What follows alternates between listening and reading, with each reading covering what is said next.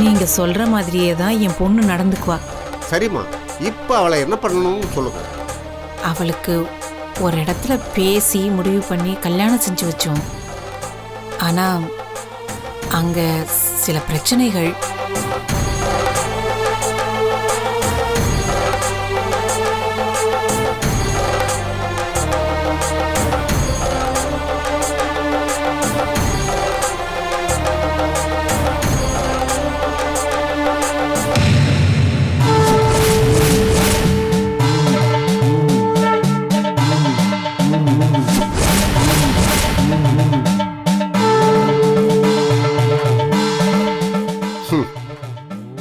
மன வாழ்க்கையில் பொருத்தம் இல்லை. எங்க உயரமே பொருத்தம் இல்லையே, அப்புறம் எப்படி இல்வாழ்க்கையில் பொருத்தம் இருக்கும்? எப்படி சாமி இவ்வளவு சரியா? லட்சுமி, அப்படிதான் நடந்தது, நடக்க போறது, நடக்கிறது எல்லாத்தையும் புட்டு புட்டு வச்சிருவாரு. அவ்வளோ பவர். இந்த உலகம் பூரா அவர் காலடியில் கொட்டி கிடக்குன்னா பாரேன். பொம்மை கல்யாணம், புறந்தள்ளின வாழ்க்கை, கொஞ்சம் கூட நிம்மதி இல்லாத நிலைமை, மனசு நிறைய சஞ்சலம். பெரிய குடும்பத்தில் நீந்த விட்டீங்க. கரை சேர யாரு துடுப்பு போடணுமோ அவங்க கரை சேர விடாம நடு கடல்ல விட்டுட்டு போறான். அந்த பொண்ணு கையை ஊனி காலை ஊனி கஷ்டப்பட்டு தன்னோட நம்பிக்கையில தத்தளிக்குது. ஆனா திறமையான நீச்சல்காரி தான், எதையும் எதிர்நீச்சல் போட்டு ஜெயிச்சு வந்துடுவா. ஏன் சாமி, அவளோட எதிர்காலம் எப்படி இருக்கும்? அவ என்ன செய்வா?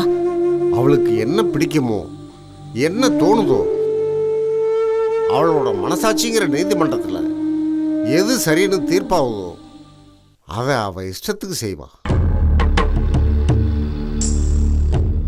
அதுதானே ஒவ்வொரு ஆன்மாவும் பண்ணுது. பரமாத்மா சொல்றத இந்த ஜீவாத்மாக்கள் செய்ய ஆரம்பிச்சிட்டா அப்புறம் எனக்கு என்ன இங்கே வேலை? அதுவும் இல்லாமல் அங்காடி நாய் மாதிரி மனசு அழைப்பாயும் தானே. அதான சித்தர்கள் சொல்லியிருக்காங்க, நான் பிளக்க பொய் பேசி நவநிதியம் தேடி நலமொன்றும் இல்லாத நாரியரை கூடி பூப்பதானை எய்திட்ட. இதுதானே மனித வாழ்க்கை.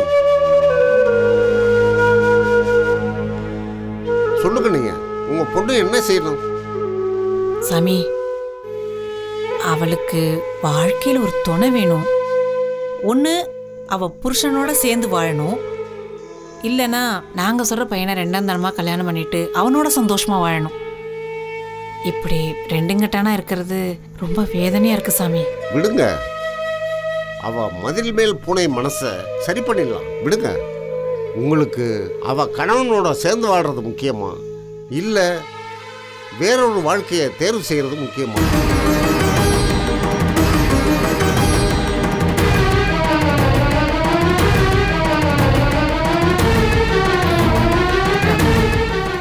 அது வந்து சாமி, என் புருஷனுக்கு ஒரு அக்கா பையன் இருக்கான். அவன் இப்போ ஃபாரின்ல இருக்காரு. எப்படியாவது அவனை கல்யாணம் பண்ணிக்க வச்சிட்டிங்கன்னா.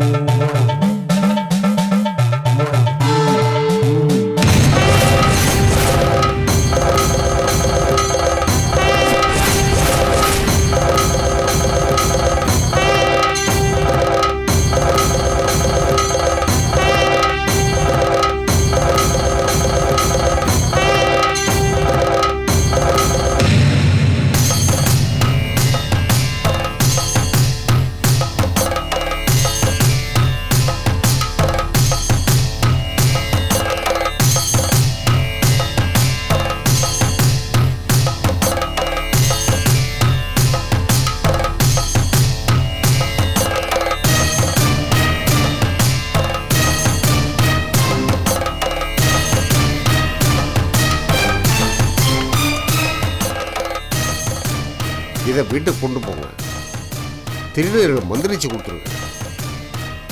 இதை உங்கள் பொண்ணு பயன்படுத்தல அறையில் வைக்கணும். ஆனால் அந்த பொண்ணு கண்ணில் எந்த காரணத்தை கொண்டும் படக்கூடாது.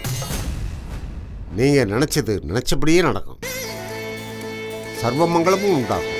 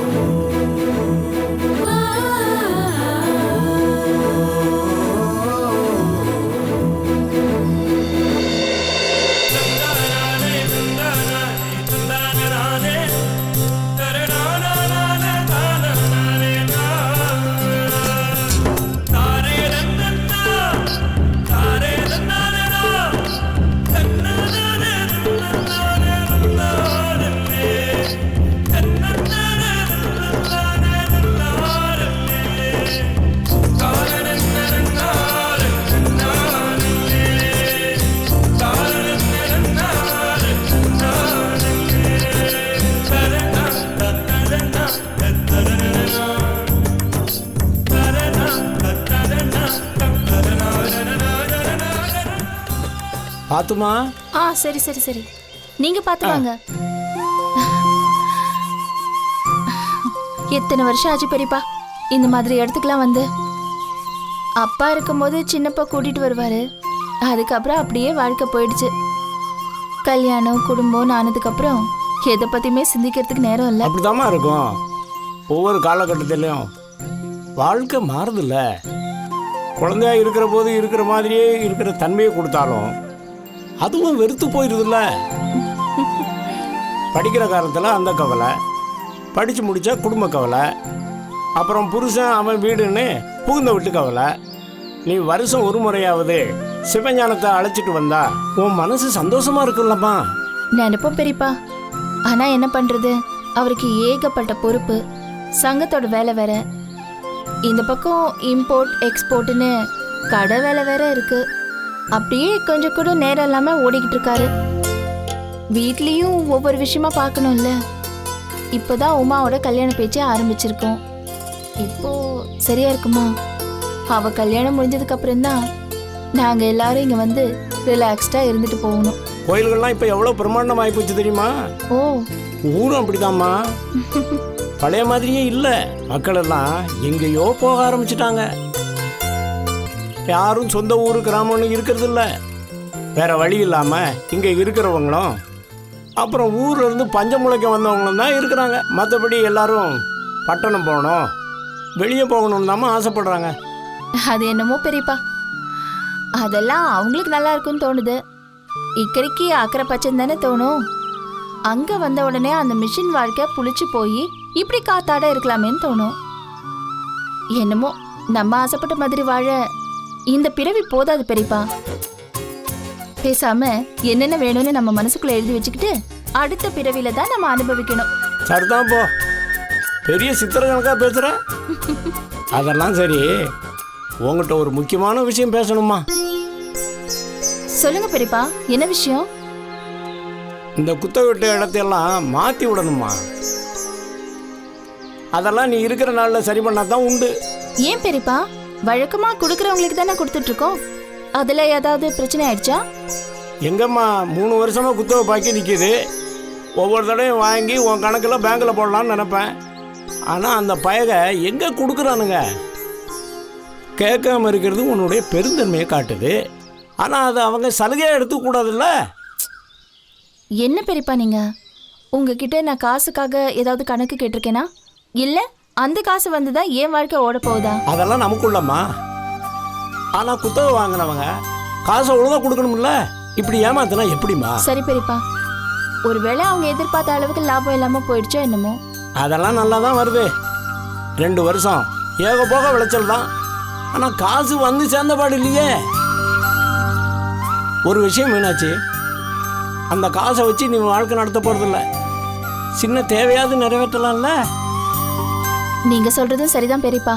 சரிம்மா, இது விஷயமா நம்ம ஊர் தலைவர் ராமசாமி கிட்ட பேசியிருக்கேன். நம்ம குலதெய்வம் கோயிலுக்கு பக்கத்தில் தான் அவர் வீடு இருக்குது. நீ பழைய வீட்டில் போய் குளிச்சுட்டு உடைய மாற்றிட்டு வா. சாமி கும்பிட்டு ஒரு நட பார்த்துட்டு வந்துடுவோம். சரிங்க பெரியப்பா.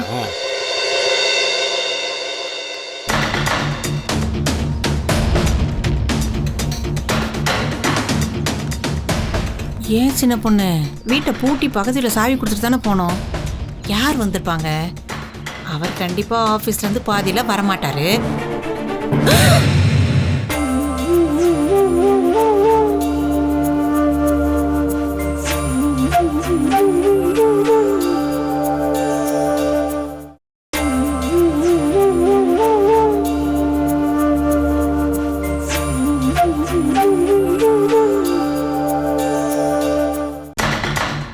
யார் வந்திருப்பாங்க? அவர் கண்டிப்பா ஆபீஸ்ல இருந்து பாதியில வரமாட்டாரு.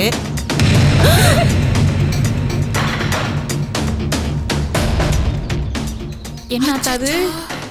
ஒரு நாள்ல திருநாளா இப்ப ஆபீஸ்ல இருந்து வந்து உட்காந்துருக்கா. அதானே அவ இல்லைன்னா ரூம்ல போய் விவிதி வச்சலான்னு பார்த்தோம். அவ என்னடா இப்படி வந்து உட்காந்துருக்காளே. நாளைக்கு தான் ஆபீஸ் போவால, அப்ப கொண்டே வச்சிடலாம். ஐயோ, விவரம் தெரியாம பேசாத. இது மந்திரிச்ச பொருள், வேற எங்க வச்சாலும் சக்தி குறைஞ்சிரும். இங்க பாரு, இப்பவே கொண்டு ரூம்ல வைக்கணும். வா, நான் ஏதாச்சும் சொல்லி சமாளிக்கிறேன். நீ கொண்டு வச்சிரு. வாங்க போ.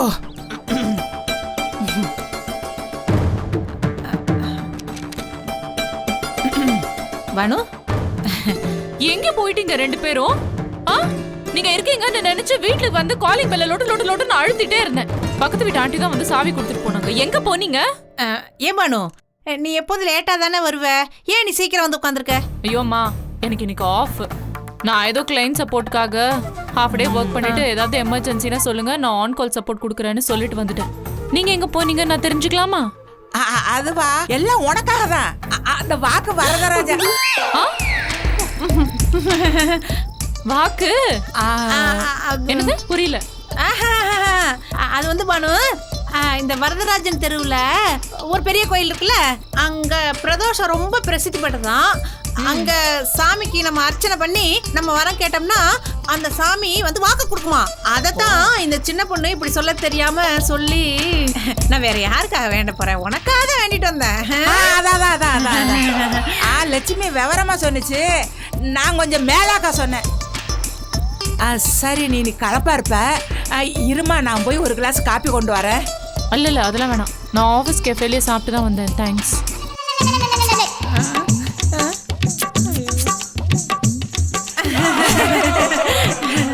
என்ன 2 பேரும் ஈன்னு இழிச்சுக்கிட்டு திரு திருன்னு முழிச்சுக்கிட்டு என்னைய பார்த்துட்டு இருக்கீங்க? வேலையை பாருங்க, உங்களுக்கெல்லாம் வேற வேலை இல்லையா?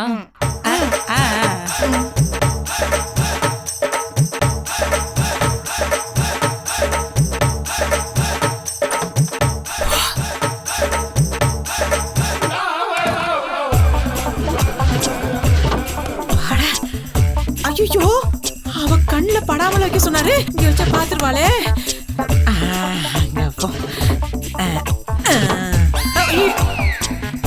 புக் எடுக்கும் போது பாத்துட்டானா? ஐயோ வேண்டாம். ஐயோ, எங்க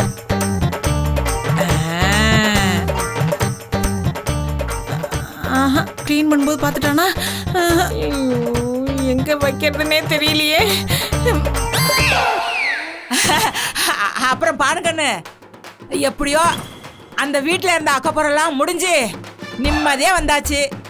ஆளாளுக்கு லோலாய் தானே பேசுறாங்க. ஐயோ, நீ எப்படிதான் சமாளிச்சே தெரியல. உன் மாமியாரும் சும்மா கிடையாது, நல்ல கோளாறு தெரிஞ்சவதான். அந்த மீனாட்சி நல்ல உசுப்பத்தி நல்ல உரம் போட்டு வச்சிருக்கா பாருங்க. அதான் எல்லாம் முடிஞ்சு போச்சுல. அங்கிருந்து என் திங்ஸ் எல்லாம் எடுத்துட்டு வந்தாச்சுல்ல, இனிமே அனாவசியமா அவங்கள பத்தி எதுவும் பேச வேண்டாம். இனிமே அதை பத்தி பேசாம இருக்கிறது தான் நல்லதுன்னு நான் நினைக்கிறேன். ஐயோ பானுகண்ணே, எங்க போற? உனக்கு என்ன வேணும் சொல்லு, நான் போய் எடுத்துட்டு வரேன். நீ எதுக்கு சிரமப்படுற? நீ படி கண்ணு.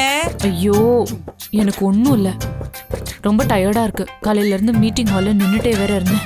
கொஞ்சம் பேர் ரெஸ்ட் எடுத்தா சரியாயிடும், நான் போய் படுக்கிறேன். ஐயோ என்னம்மா, உட்காரு கண்ணு. என்கிட்ட ஒரு வார்த்தை சொல்லிருக்கலாம்ல. இங்க பாரு, நான் போய் தைலம் எடுத்துட்டு வரேன். நல்ல கைய கால எல்லாம் தேய்ச்சி விடுறேன். எல்லா வழி பறந்து போயிடும். இல்ல அதெல்லாம் ஒன்றும் வேண்டாம், போய் ரெஸ்ட் எடுத்தாலே சரியா போயிடும், என்ன விடுங்க. ஐயோ கண்ணு, நான் சொல்றத புரிஞ்சுக்கவே மாட்டேங்கிறியே. இந்த பாரு, நல்ல வெது வெதுன்னு வெந்நீர் வச்சு நல்ல ஒத்தனம் கொடுத்தன்னு வச்சுக்க, எல்லா வழிகளையில பறந்து ஓடி போயிரும். நீ சின்ன பொண்ணு கண்ணு ராசாத்தி, உனக்கு ஒண்ணும் தெரியாது. நான் போய் எடுத்துட்டு வரேன், நீ இங்கேயே உட்காரு கண்ணு. ஐயோ வா வா வா மனோ வா. ஏம்மா நீ இங்கே வந்திருக்க? இங்க வராம பக்கத்து வீட்டு ரூம்ல போய் ரெஸ்ட் எடுப்பாங்க. ஏன் ரூம்ல ஏன் பெட்ல நீ என்ன பண்ற? அது வீபூதி வைக்கிறதுக்கு இடம் பார்த்துட்டு இருந்தேன். என்ன லட்சுமி காலையில மூக்கு தேகானு என்கிட்ட தானே வந்து கேட்ட, அத சொல்லுவேன். ஆமா ஆமா ஆமா ஆமா ஆமா அதான் அதேதான், மூக்குத்தி தான் தேடிட்டு இருந்தேன், அதுக்குள்ள நீ வந்துட்ட. அதான் தேடின அதான்.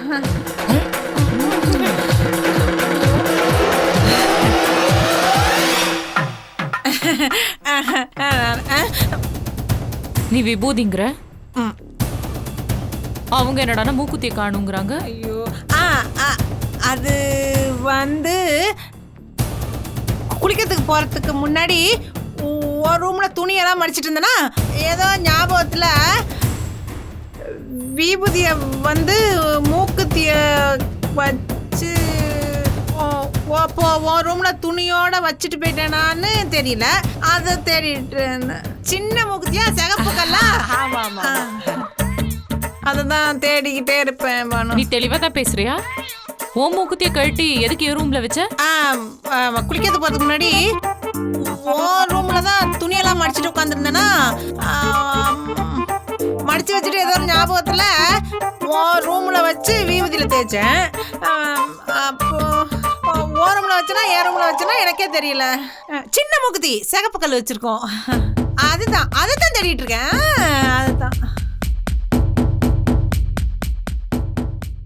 அதைத்தான் தேடிட்டு இருந்தேன். இங்கெல்லாம் எதுவும் இருக்காதுமா, நீ போய் ஒரு ரூம்ல இருக்கான்னு சரியான்னு செக் பண்ணி பாரு. போ, அங்கதான் இருக்கும். போ பானு, நீ என் ரூம்ல வந்து கொஞ்சம் தேடி கூட. வயசாயிடுச்சுல, கண்ணு கொஞ்சம் மங்களா தெரியுது பானு. நீ வா பானு வா. உனக்கு கண்ணு தெரியலையா? போன வாரம் தானே டாக்டர் கிட்ட போய் ஹை டெஸ்ட் பண்ணிட்டு வந்தேன். என்னமோ பவர் ஜாஸ்தியா இருக்குன்னு கூட சொன்னாருன்னு சொன்ன. என் மூக்குத்தி தானே, யாரும் தேட வேண்டாம், நானே தேடிக்கிறேன். மா சின்ன விஷயம், இதுக்கு ஏன் இவ்ளோ டென்ஷன் ஆகுற? ரிலாக்ஸ் ரிலாக்ஸ் ரிலாக்ஸ், நான் உனக்கு தேடி தரேன். ஓகே வா, ஒரு ரூம்ல எங்கேயாவது மறதியா வச்சிட்டியான்னு பார்க்கலாம். வா வா வா வா. ஏமா இதுக்கு போய் என்கிட்ட கோவப்பட்டா எப்படிமா?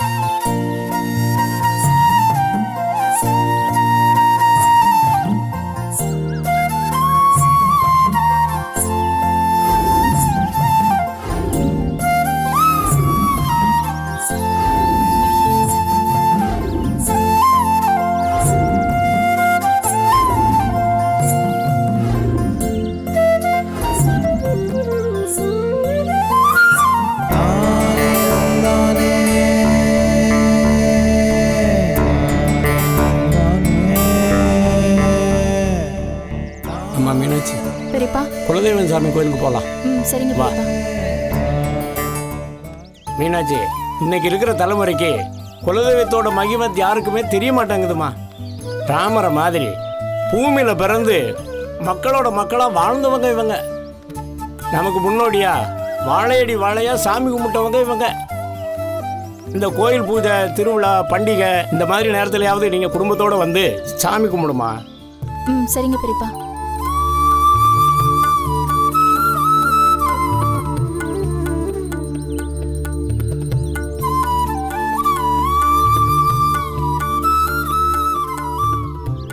சாமி. வாமா மீனாட்சி, நல்லா இருக்கியா? நல்லா இருக்கேங்க. பார்த்து எவ்வளவு நாள் ஆச்சு. வீட்ல எல்லாம் நல்லா இருக்காங்களா? எல்லாருமே குலசாமி புண்ணியத்துல நல்லா இருக்கும் சாமி. அப்படியே நல்லபடியா பூஜையை பண்ணி உங்க கையால எங்களுக்கு பிரசாதத்தை கொடுங்க. கண்டிப்பா மீனாட்சி. ம். கற்புக்கு மிஞ்சின மருந்தும் இல்ல, குலதெய்வத்துக்கு மிஞ்சின சக்தியும் இல்ல. குடும்ப விருத்திக்கு ஒரு சந்தனாபிஷேகம், எதிரி துரோகி இதெல்லாம் போக ஒரு குங்கும காப்பு சாத்தி, தோஷம் போக படையல் பண்ணி ஒரு நாள் பூஜை போடு. குடும்பத்தோடு வந்து கலந்துக்க, எல்லாம் நல்லபடியா நடக்கும். சரிங்க சாமி. பூசாரி, பூஜை ஆரம்பிச்சிடுங்க.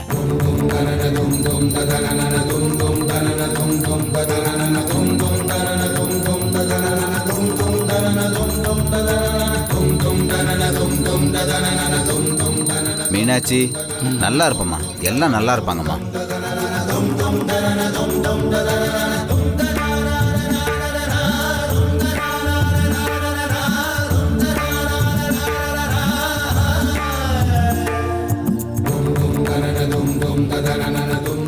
பெரியப்பா போலாமா?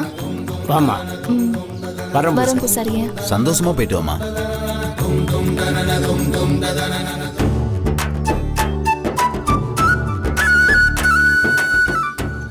அம்மா மீனாட்சி, இதுதான் நம்ம ஊர் தலைவர் ராமசாமியோட வீடு. 2 பேரும் ஒரு எட்டு போய் பார்த்துட்டு வந்துடுவோம். புத்தக பிரச்சனையெல்லாம் ஏற்கனவே சொல்லி வச்சுருக்கேன். இருந்தாலும் நீ நேரில் வந்து சொன்னால் வலுவாக இருக்கும்ல.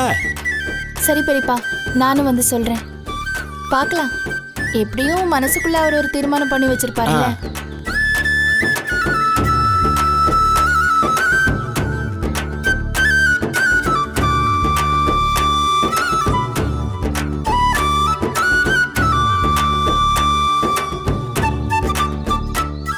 ஐயா, ஐயா. மீனாட்சி, வணக்கம். வணக்கம். வாங்க வாங்க வாங்க வாங்க. வணக்கம் வணக்கம் வணக்கம். மீனாட்சி, இந்த ஊர் பொண்ணு தானா? எங்களெல்லாம் மறந்துட்ட பாத்தியா? காஞ்சிபுரத்துல செட்டில் ஆயிட்டேம்மா. சரி உள்ள வா. இல்ல இருக்கட்டும்ங்கய்யா, உங்களை பார்த்து பேசலாம் தான் வந்தேன். அட என்னம்மா வருஷ கணக்கா கழிச்சு வந்திருக்க, இங்க இருந்தே பேசிக்கிட்டு இருக்க. வா உள்ள வா, காப்பி தண்ணி குடிச்சிட்டு பேசலாம். போமா. வாமா வாங்க.